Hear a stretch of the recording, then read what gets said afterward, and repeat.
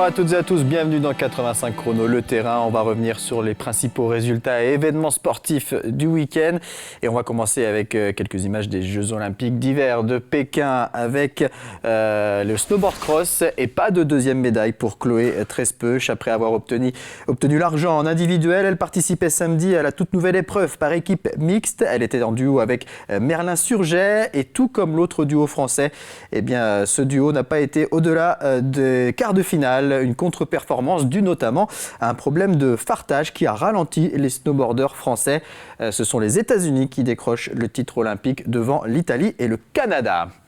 On enchaîne avec le rink hockey et l'Euroleague, la Ligue des champions du rink hockey. C'était la 4e journée ce week-end et l'équipe de la Vendéenne recevait les Italiens de Lodi samedi soir à la salle de l'Angelmière. Les Lyonnais avaient perdu 4-1 au match aller. Les Lyonnais qui espéraient décrocher une première victoire après 3 défaites. Lodi ouvre le score dès la 2e minute par Jordi Mendez. Occasion pour la Vendéenne avec une tentative lointaine de Alminana. Lodi qui est tout près de doubler la mise avec Roméo Dana, mais double arrêt du gardien lyonnais Mateusz. Les Italiens qui réussissent finalement à inscrire un deuxième but à la 14e minute grâce à Mendez qui signe le doublé. Mendez qui bute ensuite sur Mateusz. Une dernière occasion pour Lodi en fin de première mi-temps, mais elle ne donne rien. Le score est donc de 2-0 à la pause. En deuxième mi-temps, Lodi va profiter d'une mauvaise passe en retrait du Lyonnais Thébault. Et Torner, seul face au gardien, inscrit un 3e but pour les Italiens. Ça fait 3-0. Dans les dernières minutes, la Vendéenne va réduire l'écart avec d'abord un coup franc obtenu par Nathan Gefflot. Nathan Gefflot qui ouvre le compteur de la Vendéenne. Ça fait 3-1. Et dans la foulée, c'est le capitaine Erwan De Brouwer qui inscrit le deuxième but de son équipe. 3-2 score final. On va écouter l'entraîneur lyonnais Lucas Gaucher et Henrik Torner, joueur de Lodi. C'est un match qui ressemble en fait à celui qu'on a fait dans le contenu à Lodi il y a 15 jours en fait, où on fait un match moyen. Mais encore une fois face à une équipe de Lodi qui fait pas de magie mais qui défend super bien. C'est un peu blasant parce qu'ils sont capables de défendre sans toucher la balle pratiquement. Ils ont une organisation défensive qui est exemplaire, qui est très poussée dans sa façon de faire.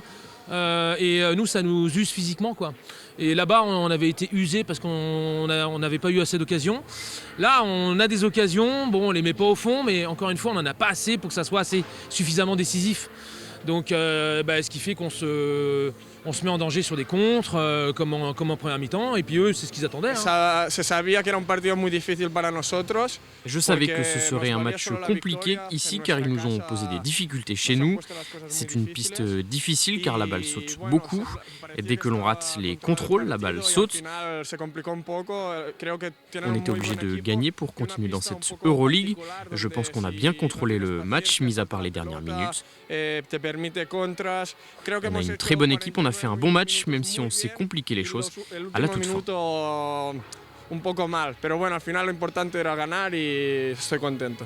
Et au classement de ce groupe A d'Euroleague, ce sont les Italiens de Trissino qui sont en tête avec un point d'avance sur Lodi. 3e place pour les Portugais de Tomar. La Vendéenne 4e avec 0 points au compteur. Prochain rendez-vous européen, ce sera le 26 mars à Trissino. Mais avant cela, les Lyonnais joueront en championnat ce samedi contre Ploufragan. On passe au handball avec la Nationale 1 masculine, la 13e journée et Pouzauges qui recevait Cesson-Rennes samedi soir à la salle de l'Étoile. Premier match à domicile pour le nouveau coach Thomas Brémaud. Au match aller, les Pouzaugeais s'étaient inclinés d'un but. Bon début de match du PVHB qui mène 3-0, mais les Bretons réagissent. Ils égalisent à 3 partout. Pouzauges fait de nouveau le break, mais à la 23e minute, les deux équipes sont encore à égalité. 10 partout, puis 13 partout à 2 minutes 30 de la mi-temps. Une fin de première période où les Vendéens craquent. Cesson en profite pour aligner 4 buts. Et à la pause, le score est de 17-13 en faveur des visiteurs. Au retour des vestiaires, les Pouzaugeais vont se montrer conquérants et dominateurs. Ils refont leur retard et ils égalisent à la 37e minute, 18 partout. Les deux équipes qui restent au coude à coude pendant une dizaine de minutes, 22 partout à la 47e. Puis le PVHB redonne un coup d'accélérateur. Les hommes de Thomas Brémaud réalisent 10 dernières minutes de folie. Ils n'encaissent que 5 buts et en inscrivent 16. Emmenés par leur capitaine Simon Brault, auteur de 7 buts sur 10 tirs, Pouzauges étouffe son adversaire et remporte une belle victoire sur le score de 38-27. Un deuxième bon résultat pour Thomas Brémaud après le match nul décroché le week-end précédent à Rezé. On va écouter le coach Pouzauget et son homologue de Cesson. J'aurais peut-être imaginé une meilleure fin de première mi-temps. On sombre totalement, tout le monde sombre. Et le problème, c'est que quand tu regardes le banc derrière, les têtes se baissent. Et tu te dis, prendre cette mini claque en fin de première, ça va être très compliqué. On a remis le set qu'il fallait pour vraiment bien défendre. Nos gardiens ont commencé à faire beaucoup plus d'arrêts. Mais parce qu'on a aussi très bien défendu, on a couru et mis des buts sur grand espace. Et là, ça a changé la donne. Et là, c'était le vrai Pouzauges qui défend fort et qui court. Et on a mis beaucoup plus de profondeur en attaque placée. Ça a tout changé. On fait une très bonne première mi-temps où on est dans le projet de jeu. Et on est solidaire. On a une activité défensive et une défense bien en place. Donc c'est ce qui nous permet de pousser les ballons et de faire le break avant la pause. En deuxième, ça a été dans l'autre sens. On a perdu énormément de ballons et ça fait gamelle, quoi. Donc nos gardiens ont pris que des contre-attaques parce qu'on n'a même pas eu de repli défensif efficace, voire parfois inexistant. Donc c'est là où en fait ça tourne, le match tourne, on perd les ballons et on prend des gamelles et puis une histoire sans fin. C'est la 3e victoire en championnat des Pouzaugeais qui sont toujours 11e au classement, à 2 points du 9e Mainvilliers-Chartres. Mainvilliers-Chartres, prochain adversaire de Pouzauges dimanche prochain. Toujours en handball en National 1 féminine, lors de la 16e journée, l'équipe de La Roche-sur-Yon a fait match nul à domicile face à Limoges Hand 87. Score final 16 partout, ça fait 10 victoires, 1 nul et 4 défaites pour les Lyonnaises qui sont 4e. Prochain match le 26 février avec un déplacement chez le leader Pessac. En National 3 masculine de handball lors de la 13e journée, le Slam a mis fin à une série de 4 défaites en allant s'imposer à Sully-sur-Loire 29-24. 4e succès de la saison pour le Slam qui est 9e au classement et qui recevra Obja samedi soir. Et puis pour terminer avec le handball en National 3 féminine, la 14e journée, victoire de La Roche face à Jouer les Tours 28-26. Victoire également des Herbiers face à Montargis 24-20. La Roche est 2e à 1 point du leader, les Herbretaises 4e avec un match en retard. Prochaine journée le 26 février. On passe au football avec la division 2 féminine, la 14e journée et l'équipe de La Roche ESO qui recevait celle de Saint-Maur ce dimanche au stade de Saint-André-d'Ornay. Au match aller, c'est Saint-Maur qui s'était imposé 2-1. Les Lyonnaises débutent parfaitement la rencontre avec un coup franc obtenu par Muller. Il est frappé par Lemoigne qui trouve la tête de Muller. Ouverture du score de l'ESO. Dans la minute qui suit, Laura Muller devient passeuse décisive pour Lauriane Borde qui double la mise. 2-0 pour La Roche ESO. Saint-Maur qui va obtenir une occasion dangereuse à la suite d'un corner, mais l'arbitre signale une faute. Occasion également sur corner pour le SO, mais le ballon est capté sans problème par la gardienne de Saint-Maur. À la demi-heure de jeu, Saint-Maur obtient un coup franc sur le côté gauche. Il est frappé par Bourala qui trouve la tête de Martins. Saint-Maur a réduit l'écart. 2-1 pour La Roche. Mais le SO parvient à faire de nouveau le break à la 42e minute. Un nouveau coup franc de Léonie Lemoigne et cette fois c'est Ilona Pierre-Jean qui est à la conclusion. 3-1, c'est le score à la pause. Pas grand-chose d'autre à signaler en deuxième période. C'est donc une victoire 3-1 de l'ESO. On va écouter la réaction de l'entraîneur lyonnais Fabrice Bouillet au micro de Daniel Lelanne. C'était un match à enjeu, donc forcément au niveau émotionnel, c'est pas toujours facile à gérer pour un jeune groupe. Maintenant, voilà, il y a eu une grosse entame de match avec 2 buts rapides et des belles opportunités. Et puis après, on a un peu reculé. Sous 2-3 coups de boutoir de notre adversaire avec une très bonne numéro 9 qui nous a posé beaucoup de soucis en première mi-temps. On a la chance quand même de marquer en fin de première. Et 3-1, du coup, ça nous permet d'aborder la deuxième mi-temps plus sereinement. on a fait quelques réglages défensifs pour justement contrecarrer notamment cette bonne attaquante qui nous gênait. Et puis voilà, en deuxième mi-temps, ça a été mieux maîtrisé parce qu'elles ont été peu dangereuses. Nous, on a des contres qu'on aurait dû mieux gérer. Je pense qu'on a l'opportunité de clore vraiment ce match en deuxième mi-temps. On doit scorer un peu plus maintenant. Voilà, on va pas être plus royaliste que le roi. On a gagné, c'était important. Et voilà, en plus, en termes de goal à virage, on avait perdu 2-1 là-bas. Là, on gagne 3-1, donc on a plus 1. Donc voilà, c'est que des points positifs aujourd'hui. Et le SO qui totalise 4 victoires, 3 matchs nuls et 7 défaites et qui est 7e au classement. Le prochain match, ce sera le 27 février avec un déplacement sur le terrain du RC Lens. Toujours en football, en National 3, on jouait ce week-end des matchs en retard et La Roche VF s'est imposée à Saint-Philbert 3-0. Les Lyonnais sont deuxièmes à 1 point du leader, mais avec encore 2 matchs en retard. Match en retard également entre Fontenay et Chaland, et c'est Fontenay qui s'est imposé 3-1. Les Fontenaisiens sont 12e, Chaland est 8e. Samedi prochain, ce sera de nouveau un match en retard pour La Roche VF qui accueillera le Poiré-sur-Vie.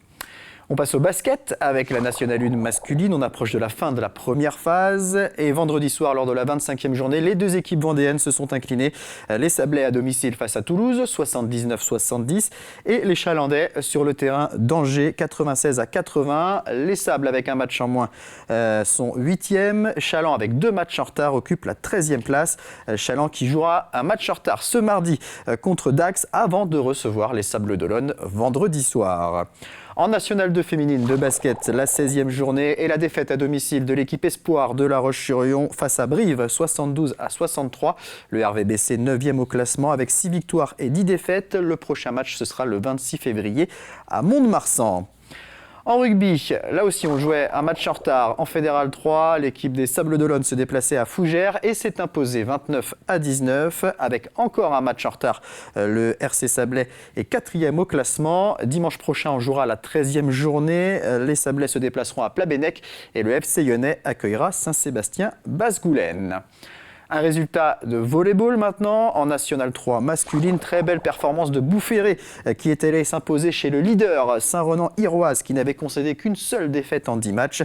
Mené 2-7-0, les Vendéens ont arraché la victoire 3-7-2 et ils sont 9e au classement.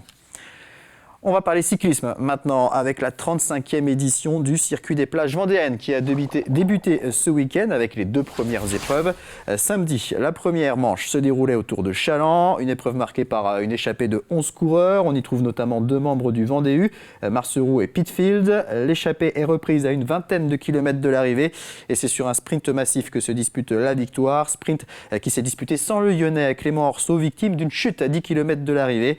Le sprint très serré est remporté par Théo Menant du team LMP La Roche Vendée Cyclisme. Et puis dimanche, 2e épreuve autour de Notre-Dame-de-Mont, une épreuve venteuse, plusieurs échappées sur cette manche longue de 133 km. La bonne échappée est composée de coureurs du Vendée-U, de Côte d'Armor, de Fibolia, de Laval Cyclisme ou encore de Sojason. Sur le final, plusieurs tentent de prendre les devants et c'est le coureur de Fibolia, Mickaël Guichard, qui s'en sort le mieux. Il distance Antoine Devanne du Vendée-U et Ewen Costiou de Côte d'Armor pour remporter cette 2e épreuve. Prochain rendez-vous pour le circuit des plages ce mardi avec la 3e manche autour de Chantonnay. Quelques images de boxe maintenant avec le club Boxe 85 au Sables d'Olonne qui organisait samedi un gala de boxe éducative dans le nouvel espace boxe de la ville en attendant le futur complexe sportif. Une cinquantaine d'enfants âgés entre 7 et 14 ans étaient réunis pour une trentaine d'assauts au programme. On parle d'assauts puisque pour cette catégorie d'âge, on ne parle pas encore de combat. Ces jeunes boxeurs profitent de ce genre d'événement pour se familiariser avec les conditions de compétition. Un gala qui était également l'occasion de voir autour du ring Enzo et Hugo Gros, les 2 fils de l'entraîneur Nicolas Gros. Enzo et Hugo qui brillent au niveau national et international en boxe olympique. Sandrine Pelletier a interrogé Nicolas Gros sur ce gala de boxe éducative et a également donc pris des nouvelles des 2 frères Enzo et Hugo qui se préparent pour de grandes échéances. Écoutez. là, c'est de la touche, l'art de toucher sans se faire toucher. On ne recherche pas l'efficacité. C'est de l'apprentissage en fait pour pouvoir après, plus tard, rechercher l'efficacité et passer en boxe amateur. Le but, c'est de les mettre en sécurité et qu'au niveau technique, ils apprennent le maximum de choses. Là, c'est de l'initiation pour aller après à plus haut niveau et au combat, boxe amateur, la boxe olympique en fait. C'est avoir 3 juges, d'être jugé. C'est de pouvoir d'avoir une opposition, parce que les entraînements, ça sert aussi à voir si on a été performant ou pas après sur les oppositions avec des adversaires qui ne connaissent pas. Donc il y a toujours cette petite adrénaline de savoir comment ça va se passer, se mettre en sécurité, se protéger, de pouvoir avoir des moyens de défense, des moyens d'attaque, voilà tout ce qu'on a appris, de pouvoir s'en servir le moment voulu. Je reviens hier, j'étais en stage avec l'équipe de France en Italie pour un camp d'entraînement. Avec derrière comme objectif, je pars vendredi en Bulgarie pour un tournoi important qui rapporte déjà des points pour la qualification olympique. Donc ça va être un gros tournoi en Bulgarie qui s'annonce. Avec derrière, j'espère la sélection pour les championnats d'Europe moins de 22 ans. Suivi derrière des championnats d'Europe élite. Avec au bout, je l'espère, il y a les Jeux méditerranéens en juin en Algérie. Je boxais le 26 février à Nantes. Avec un gala pro, il y aura 3 boxeurs pro nantais qui vont boxer. Et ensuite je vais partir en Espagne le 7 jusqu'au 14 pour un tournoi international avec l'équipe de France. Les objectifs pour l'instant c'est vraiment les tournois qui sont avant les Europes, mais après il y a les Europes qui arrivent en mars et ensuite il y a les Jeux méditerranéens qui sont prévus pour juin. L'objectif c'est vraiment la qualification pour les Jeux à Paris, ça serait merveilleux d'y participer, d'autant plus si avec mon frère on peut se qualifier à 2. Donc non, même quand on s'entraîne, on a vraiment cet objectif en tête et on travaille pour ça depuis tout petit de toute façon. Allez, on termine cette émission avec quelques résultats d'athlétisme puisque plusieurs athlètes vendéens ont brillé sur différents championnats de France ce week-end. Sur le championnat de France d'épreuves combinées tout d'abord qui avait lieu à Rennes, Louise Maraval de l'Entente-Sèvres que vous voyez sur la photo de droite décroche le titre de championne de France espoir du pentathlon avec un nouveau record personnel de 4052 points. Simon Deschamps que vous voyez sur la gauche de l'Athlé Bocage Vendée termine quant à lui 5e de l'heptathlon junior alors qu'il est en première année. Nouveau record personnel également. 5163 points. Nouveau record personnel aussi pour Alexis Robichon de l'Athletic Club de La Roche-sur-Yon sur 5000 mètres marche en 21 minutes 10 secondes et 35 centièmes. Il termine 5e de sa course. Du côté de Lyon avaient lieu les championnats de France Espoir en salle avec Thomas Picard de l'ABV qui termine 7e de la finale du 1500 mètres Espoir en 3 minutes 51 secondes et 35 centièmes. Baptiste Renaudin de West Vendée Athlétisme termine 5e du concours de la perche avec un saut à 5 mètres 10. Et puis Josué Lecadre également de l'OVA termine 4e de la finale du 800 mètres avec là aussi un nouveau record personnel, 1:51:40. On se retrouve à 18h50 pour 85 chrono le vestiaire. On parlera aussi athlétisme avec 2 athlètes de l'Athlé Bocage Vendée, Clarisse Picard et Agathe Violo. Très bonne journée à tous.